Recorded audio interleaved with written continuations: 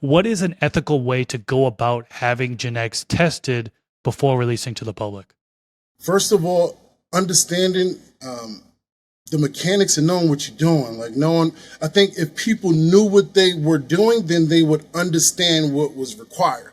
They would be more excited about because they would have the ability to create and really actually create and have influence on moving and fixing traits. And you're like, oh man, I didn't know I could do this. So I think once you get to that point, you take it seriously versus people just taking one, and then selling it.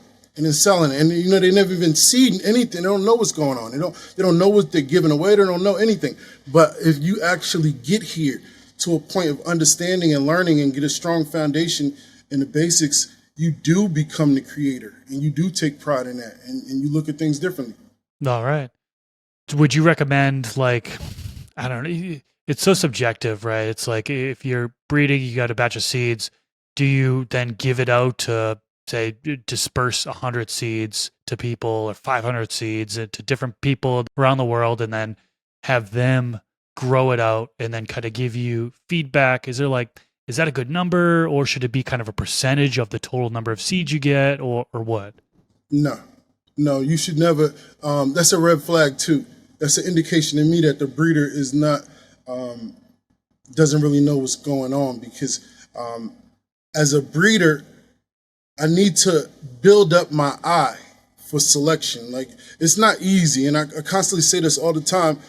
10 plants, okay, cool. 20 plants, cool. But you hear people all the time, man, that's not a pheno hunt. Pheno hunt is 1,000 plants. You have no idea what it would take to look at 1,000 plants with all these subtle differences. So you really have to train your eye and start with the 4, 10, 20, and gradually you start to notice changes within how you see things. And that right there is what's required. Starting small and then building your eye up so that you can select, but not just trying to throw out 1 million plants. It's not going to be conducive to you. It's going to be counterproductive. Okay, interesting. How about testing for pathogens? Hop latent viroid, big concern these days, and that can be within the seeds, right? If you've had a plant that hop latent viroid and you use that for breeding, it could potentially end up in the seeds and you could potentially disperse some. Do you recommend folks get seeds tested or plants tested prior to dispersing seeds? And we're just talking hop latent viroid, but there are other pathogens out there as well, right? So what's your take on that? Absolutely, especially if you are operating these large facilities and you are doing this for profit. If you're doing this to sell seeds and make money, and you have a big facility and all these things, you need to take every precaution, and you should go over and beyond when it comes to stress testing, performance testing, just like any responsible breeder would. I don't want anybody to see anything that is created by me, but that's less desirable. Like I don't even with the notation of saying, hey, this is just testers, man. Don't worry about it. If it looks messed up, don't even worry about it. It's just a test. No, that's not. So nothing leaves my house messed up. It's already built up, strong, confident. It's ready to leave the door. When you step out the door, do you walk out, like messed up, pants halfway up, dirty, you haven't shit? No, you dress up, you brush your teeth, you get yourself together, and then you leave. Same thing. These seeds, these genetics don't leave your house unless they are ready to dress and impress.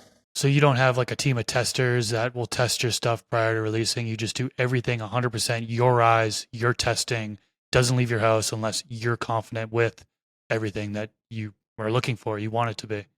Yeah, I've never believed in testing. And I come from the dog world too, so there is no testing. If I'm looking for an undesirable trait, that undesirable trait could be aggression. I can't just, hey man, hold this dog and let me know if it's aggressive. One day the dog pulls you out the bed, you're like. So ultimately, yes, it's the breeder's responsibility for sure. This clip is brought to you by AC Infinity. Use discount code MrGrow15 to save on any of their products.